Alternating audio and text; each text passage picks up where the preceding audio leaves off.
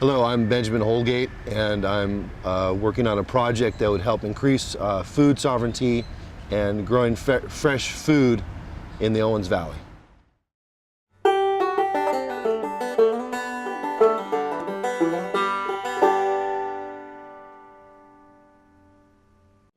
I think I represent a growing number of people here in the valley that want to extend the growing season, build greenhouses, start farmers markets where none have existed before, where growers in this area can bring fresh produce, fruit and vegetables and all kinds of food so that it can be distributed to the community. We live in a place where the city of Los Angeles has used this land for the last 100 years as a water source. And the process of pumping water out of the Owens Valley has left the soil bereft of what it needs to hold plant life. And the city continues to pump almost 100,000 acre feet per year out of the Owens Valley. And if you look around, most people would describe it as a desert, but if you take the time to build the soil and put water on it, you can produce almost any kind of food you can imagine. And people did before the city bought most of the land for their water. My effort isn't to demonize the city of Los Angeles or the people of Los Angeles. They need water, but to establish some sort of food sovereignty here in the Owens Valley so that people don't have to drive literally hundreds of miles to buy produce and fresh food. I've had discussions with the real estate people who work for the City of Los Angeles Department of Water and Power and asked them if I could use some land or lease some land and water in order to create a model farm and to establish some food production here in the valley and establish a hub for people, a place people can rely on to get fresh food and a marketplace for fresh food. Obviously, the city is concerned about their watershed, and they have allowed cattle ranching to some extent and alfalfa growing because it doesn't require much chemicals.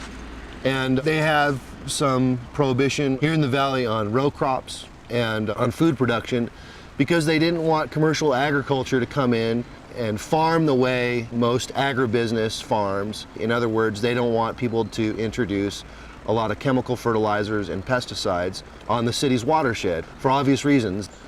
Of course, we assured them that we have no interest in using chemicals, that we want to grow organically using compost that we grow on our location and introduce really no foreign substances, including petroleum products, onto the land we're working. So far, we haven't been able to convince the city to give us a little bit of property, but we're going to continue pushing them. And in the meantime, we are looking at other land that's private property that we can use for these purposes. I appreciate Bed's integrity and his passion. And over the last year and a half, we've been working together toward creating more growers, supporting them, finding different ways and creative ways to fund these operations. Basically taking a valley that has no agriculture except alfalfa to a valley that has many, many small farms. We're not there, we're barely beginning, but Ben's gonna make it happen, and I'm gonna stand by him all the way, and I am extremely proud to work with such a gentleman. I was born and raised here, and my family's been here for 100 years. I'm a U.S. Army veteran and gardener and former union worker. I appreciate the opportunity that I had to grow up in this place. Unfortunately, the way our system works now, it presents too many roadblocks for people to live a healthy life. And I just think that it's very important for people to be able to determine how their own communities operate and have some say on how food is produced and how the environment is treated. I see how our system has affected the culture of this valley after being away for a period of time and coming back. And so I see an obvious need, and so I want to fill that need. Everyone should have access to good, fresh food, especially vegetables. And I knew there were people in town that did not, and a community garden could help in that respect.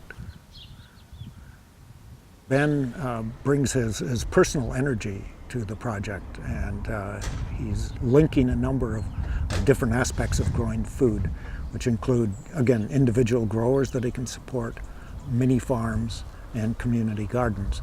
And so he's sort of the network person, and I think that's very important for enlarging the scope of some of these projects. Most of these are quite new in Owens Valley. The Independence Community Garden here is only 3 years old.